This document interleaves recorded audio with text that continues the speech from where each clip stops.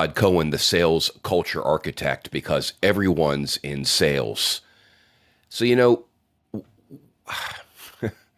I got to talk about something here that it's been coming up a lot lately in conversations I'm having with people from really all over the professional spectrum. Look, everyone's in sales, which means we're all asking for something, or you should be asking for something.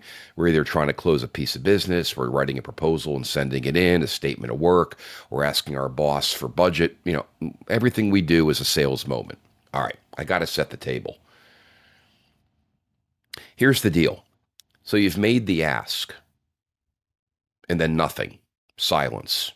You follow up, you don't follow up, whatever. And then you have a decision to make. Do I live in limbo because not knowing is better than knowing? Do you try to follow up and risk hearing that it's a no? Or do you simply wait around for the yes? First of all, none of these answers is exactly correct, although, of course, I'm going to share my opinion. Being in limbo sucks because being in limbo is safe, right? And people stay in limbo. They don't ask. They don't seek a resolution. They don't want to hear no. They don't want to hear, hey, sorry, we're not doing this. We're not giving you the job. We're not going with you. And believe me, as a professional speaker, I mean, I bid on keynotes and workshops, and I don't have a 100% close rate, and I would rather know where I stand, because here's the key. Being in limbo stinks because it doesn't allow you to put your energy into where you need to be putting your energy, into the people who are ready and willing to do business with you, the people who are actually at the yes, but they just haven't either said it to you or you haven't followed up. And frankly, hearing no, although it stings in the moment, I get it. You don't want to hear it. Nobody wants to hear, sorry, no, we're not doing it. I'm not giving you budget. You can't have the head count. We're going with somebody else, whatever. Knowing in the long run is far better for you as a professional than not knowing and staying in limbo. Hearing a no is not rejection. I've said this in a million other videos. Rejection is a myth, right? It's not personal. If you hear a no, I mean, there could be a million reasons why you did not get what you want, and they're too numerous to go into in this video. Suffice to say, being in limbo doesn't advance anything. It basically saps your energy from using your energy into more valuable pursuits. Staying in limbo because you don't want to hear no doesn't advance you. It certainly doesn't advance your business, and it doesn't advance what it is you're looking to do. It's better to know than to be in limbo. Hey, that rhymes. I didn't even realize that.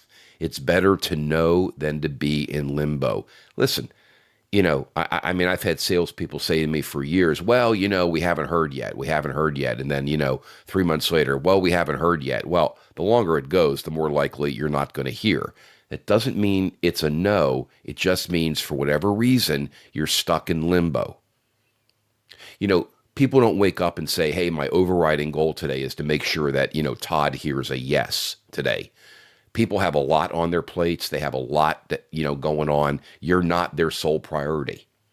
So by reaching out and doing the follow-up, you're actually doing yourself a favor, because you may be pushing it back to the front of their, decision-making, momentum, whatever it is, however they make decisions.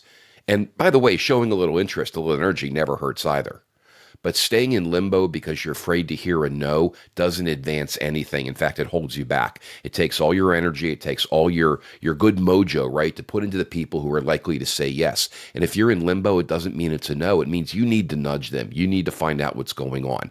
And if it's a no, N-O, right, that may sting for a couple of moments. And I get it. Nobody likes to hear it. It's not personal. Use that energy, or, get over it, right? Because nobody has a 100% close rate on anything.